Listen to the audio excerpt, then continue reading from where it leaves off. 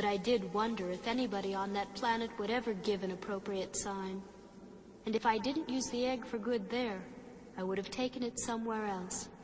Perhaps a galaxy far, far away.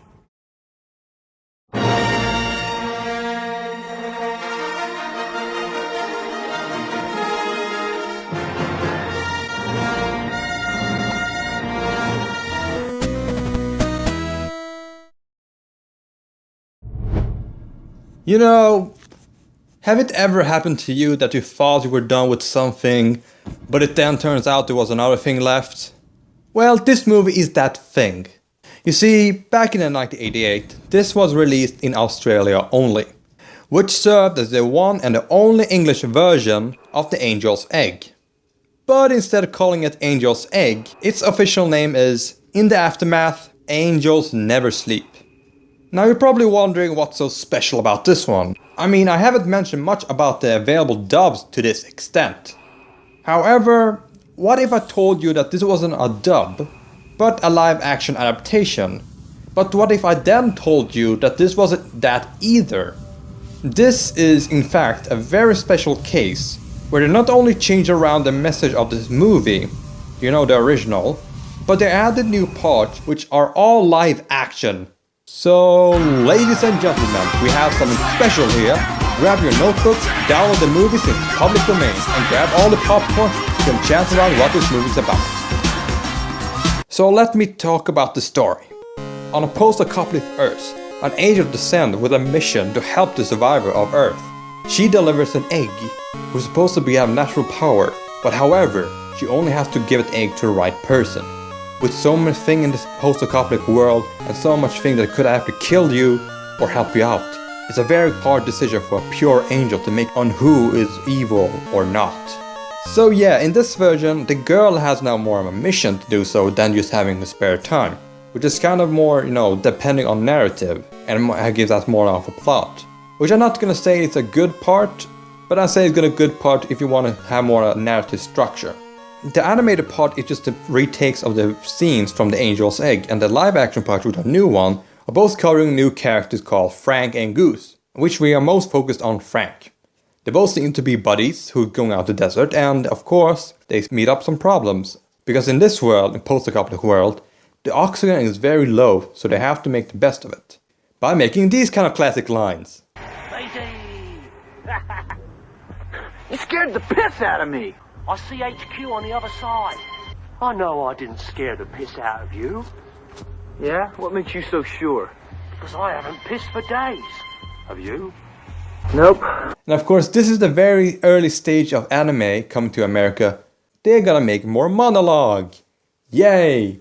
Which kind of doesn't make sense in this, because if I seen the entire movie, the girl is talking past present as she was looking back, but we never see her in the present itself. So this kind of thing doesn't add up to anything, it just makes it kind of confusing if you ask me.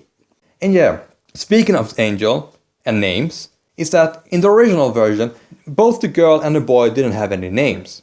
They were just stated as a boy and girl, which you could probably just add in your own name. But in here, we got the names. The boy's name is Jonathan, and the girl's name is Angel. Get it?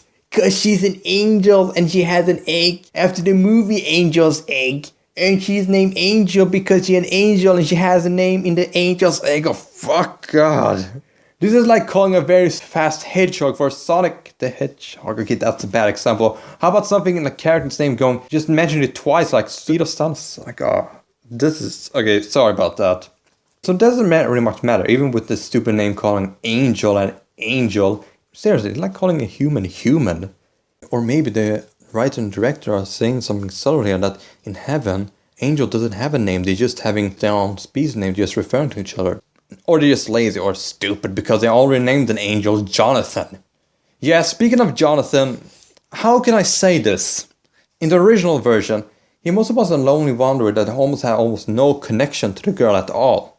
But in this version, he is her big brother, which she's as good at monologuing at. Because my brother, he had plenty of advice for me. I didn't know what to do. My parcel trembled at the idea of wicked hands taking hold of it. It told me to run. But does both Angel and Jonathan act like they did in the movie? Well, they do of course, because they mostly reuse usage, but they use it for different means. I already mentioned that the girl has a mission now to deliver a good egg to the Earthling who is very good in nature. But Jonathan's mission here is to watch over Angel and make sure that she makes the right decision and not to make the foolish one by telling her stories and doing dick moves.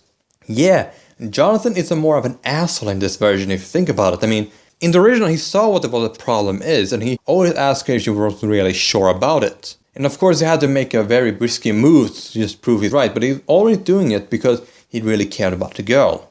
In this version, he's more of an asshole. Okay, let's compare scene. In the original scene here, we see that he's having a long thought about how he's supposed to do things and how he's supposed to resolve things. Because he knows that this stuff has been happening way too long and it have to be a change. Or he has to just find out what's inside the egg or not. In this version, since they have a rule that Angel's not supposed to sleep, he realizes she's going to sleep and he's like, oh, you're sleeping now? Okay, let me just break this egg then. This is kind of makes sense maybe, but later when she finds him, he has another egg. He acts like, oh, you slipped there. You did a bad thing. Here you go, have another egg. Don't fail me on this one. And seriously, the last line he has to say to the girl after she had done her mission is like, take flight. Which is literally meaning, go kill yourself. Wow, what an asshole they made him in this version. We talked much about the animated part. Let's talk about the live action part. The live action part are decent. I mean, decent for B-movie and art house. It shows where the characters are, they have some kind of funny lines, some kind of interacting, especially at the beginning of it, but later when it comes to the story, it kind of gets loose. Yeah, this is subplot about this guy, this murderous homeless guy, but it doesn't go nowhere after this scene. Which is kind of a boring, because there's some scene that lead nowhere, there's some scene just happened because of it needs to happen, and it just doesn't have much of a passion for it. I mean, there's an entire piano scene, and they almost doesn't really refer it back to it, and just shows up because he wants to do it. I mean, there's nothing really much to talk about the live action part, because it had mostly a B movie, and most of the time you're just quiet and looking around.